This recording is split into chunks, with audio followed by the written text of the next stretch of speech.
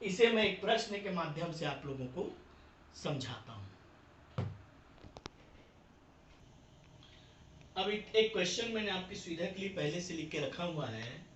X limited का एक house property है जिसका फेयर वैल्यू है 2,80,000, म्युनिसिपल रेंट है, फेयर रेंट है 2,80,000, म्युनिसिपल 2,50,000, स्टैंडर्ड 2,60,000 और एक्चुअल रेंट 3 लाख। फेयर मतलब उचित किराया, म्युनिसिपल नगर पालिका किराया, स्टैंडर्ड मानक किराया और एक्चुअल रेंट वास्तविक किराया 25,000 रुपए के हिसाब से दिया गया है 12 महीने का। वेकेंट पीरियड 1 महीने के लिए मकान खाली रहा। अनरियलाइज्ड रेंट 1 महीने का किराया अप्राप्त रहा। Municipal tax half paid by tenant, आधा म्युनिसिपल किराए को किराएदार के द्वारा चुकाया गया। कुल म्युनिसिपल टैक्स कितना था? 25,000। एक्सपेंसेस फॉर रिपेयर, मरम्मत के लिए 20,000, fire insurance 5,000, ground rent 5,000, land revenue जमीन से राजस्व 6,000 और एक्स ने इस मकान को बनवाने के लिए 20 लाख रुपए का लोन 10% ब्याज पर 1/8/14 को लिया था। मकान बनके तैयार हुआ 1/1/2018। आइए तो हम क्वेश्चन को देखते हैं और फिर समझते हैं। जैसा कि मैंने आपको पहले बताया फॉर्मेट के बारे में, सबसे पहले हम क्या लिखते हैं? Computation of taxable income from house property of Mr. X for the assessment year, कर निर्धारण वर्ष 2020-21 के लिए। इसमें ये बहुत ही महत्वपूर्ण है, बार बार बताने के पीछे उद्देश्य ये है कि अभी आपके पास बुक्स अवेलेबल नहीं है, लेकिन आपके लिए यही आपको लिखना है।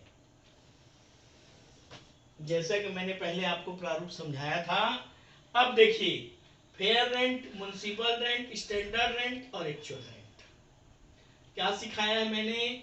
ये दोनों में जो ज्यादा होगा, ये दोनों में जो ज्यादा होगा, तो कौन ज्यादा है? 2,80,000। फिर इसमें और इसमें जो कम होगा, कौन कम है? ये कम है, तो यहां गया। और इन दोनों में क्या बताया मैं? फिर इसमें और इसमें जो लो है और फिर जो वैल्यू आया उसमें जो हाई है। इस प्रकार से ये दोनों में जो ज्यादा है ये दोनों में जो कम है, ये दोनों में ये वैल्यू आ गई, और इन दोनों में ये ज्यादा है। इस प्रकार मकान का किराया जब हम गणना करेंगे तो हम मकान के किराए के रूप में इस 3 लाख के वैल्यू को लेंगे। तो यहां पर कितना लिखेंगे? रेंट कितना लिखेंगे? 2,25,000 इंटू कितना लेंगे? 11 महीना।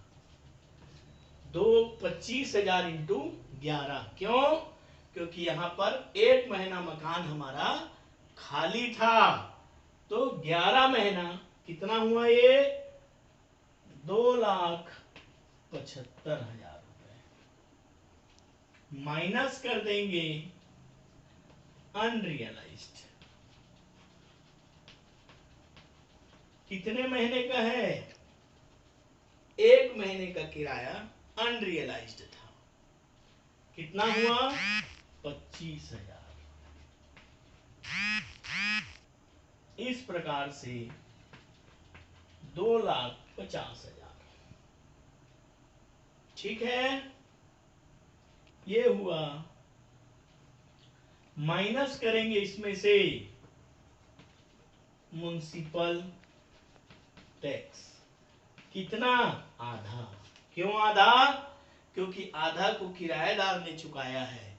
किराएदार जो चुकाता है उसकी पात्रता मकान मालिक को नहीं होती है, लेकिन जो मकान मालिक ने टैक्स चुकाया है उस पर उसे छूट प्राप्त करने की पात्रता होती है। इस प्रकार से 25,000 पूरा किराया है, म्युनिसिपल टैक्स है 12,500 रुपए है म्युनिसिपल टैक्स। इस प्रकार से 2,37,500 रुपए का जो रकम है आपका, तो अनरियलाइज्ड रेंट जब हम माइनस कर दिए तो यहां पर हमारा वैल्यू हुआ ग्रॉस एनुअल वैल्यू 2,50,000। क्या हुआ? Gross annual value 2,50,000। और जब उसमें से मैंने ये म्युनिसिपल टैक्स कौन सा? पेड बाय ओनर, जो मालिक है उसी का इनकम है, तो उसी को छूट की पात्रता रहेगी, तो वो इससे माइनस कर दिया। इस प्रकार से नेट एनुअल वैल्यू मेरी हुई 2,37,500। अब यहां पर बहुत सारा खर्चा दिया है, expenses for repair, expenses for insurance, ground rent, है ना, लैंड रेवेन्यू, इस प्रकार से बहुत सारे खर्चे दिए हुए हैं। इनकम टैक्स डिपार्टमेंट बोलता है मेरे को भैया ये सबसे कोई मतलब नहीं है, मैं आपको सीधा एचडी दे रहा हूं 30% of annual value, net annual value, net annual value for what? For repair and maintenance. इस प्रकार से इसका 30% कितना होगा? अब इस प्रकार से जो इसका 30% एचडी मिला वो 71,250 रुपए है। अब अगला है इंटरेस्ट ऑन बोरोड फंड। सबसे इंटरेस्टिंग है ये इंटरेस्ट ऑन बोरोड फंड। अब इसके लिए मैं जो ये मैटर लिखा उसको मैं डिलीट कर दे रहा हूं, क्योंकि आप लोग इसको देख चुके हैं। तो एक बार समझाने के लिए क्लियर है एक बार और इसमें। हाँ, अब इसमें देखिए जैसा कि मैंने बताया था लोन के बारे में कि जब भी हम मकान बनाने के लिए लोन लेते हैं तो मकान बनाने के लिए लोन लेने से लेकर मकान बनकर तैयार होने की तिथि तक का लोन पूर्व की अवधि का माना जाता है, और इसका हम 1/5 और गत वर्ष का पूरा वर्ष का ब्याज शामिल करके यहाँ पर हम छूट प्रदान करते हैं। तो इसकी गणना सबसे महत्वपूर्ण है जो हमको देखना है। देखिए हमने मकान के लिए ऋण कब लिया? 1/8/14 को हमने ऋण लिया। मकान बनकर कब तैयार हुआ? 1/1/18। ध्यान ये रखना है 1/1/18 के पहले कौन सा ऐसा क्लोजिंग डेट आया होगा? तो कौन सा क्लोजिंग डेट आया होगा समाप्त वाला वर्ष? 31 मार्च 2017 आया होगा। इसके पहले स्टार्टिंग डेट डिस्टर्ब नहीं होगा। स्टार्टिंग डेट क्या था? 1/8/2014 को हमने इंटरेस्ट हाउस के लिए लोन लिया है, और मकान बनके तैयार कब हुआ है? 1/1/18। तो जिस भी वर्ष मकान बनकर तैयार होता है उसके ठीक पहले का जो क्लोजिंग पीरियड होता है वो हम यहां पर ले लेंगे, क्योंकि अंत में हमेशा संपूर्ण वर्ष को लिया जाता है। बचे हुए अवधि उस पर्टिकुलर ईयर में इंटरेस्ट के रूप में कैलकुलेट हो गया होगा। तो यहां पर देखिए 20 लाख रुपए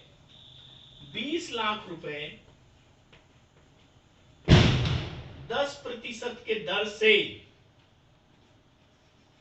हमने 8वें महीने पे लिया है। तो कैसे कैसे गया ये गया आपका 14-15।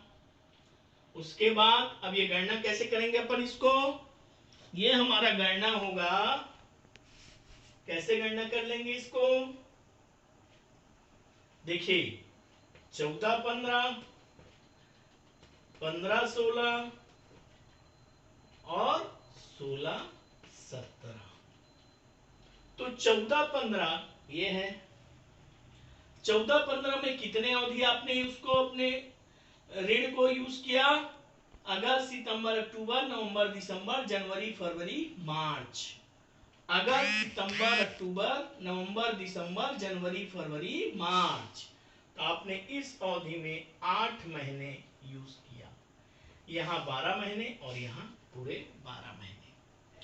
तो 20 लाख का जब हम 10% निकालेंगे तो यह हमारा हो जाएगा 2 लाख। तो यहाँ पर 2 लाख, यहाँ पर भी 2 लाख, और ये 8 महीने, साल भर का 2 लाख, तो 6 महीने का 1 लाख। इस प्रकार जो 2 लाख 8 महीने का आपका होता है, 2 लाख रुपए का 8 महीने की अवधि का, देखिए तो ये कितना निकला 8 महीने का, 1,33,333 रुपया। 12 महीने पूरा यूज हुआ 2 लाख, फिर 12 महीने पूरा यूज हुआ 2 लाख। इस प्रकार से ये जो पीरियड, ये जो इंटरेस्ट है, ये कौन सा है, मकान बनकर तैयार होने के पूर्व की अवधि का। तो हम कैसे लेते हैं, मकान बनने के पहले का 1/5 of pre construction period.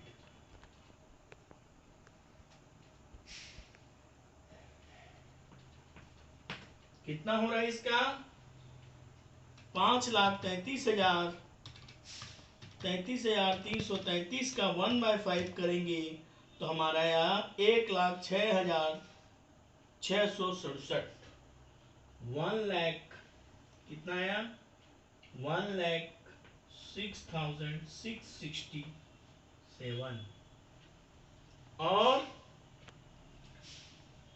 Current का जो प्रीवियस ईयर का इंटरेस्ट है हम पूरा लेंगे, interest on loan previous year कितना है, पूरा लेंगे 2 लाख रुपया।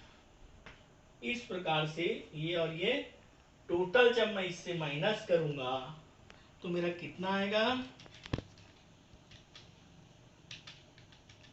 इस प्रकार 1/5 हमने इसका लिया, इस राशि का 1/5 लिया तो कितना आया, 1,06,667 रुपया। यह interest on loan previous year का 2 लाख, और पुराना हमारा एचडी का छूट इतना।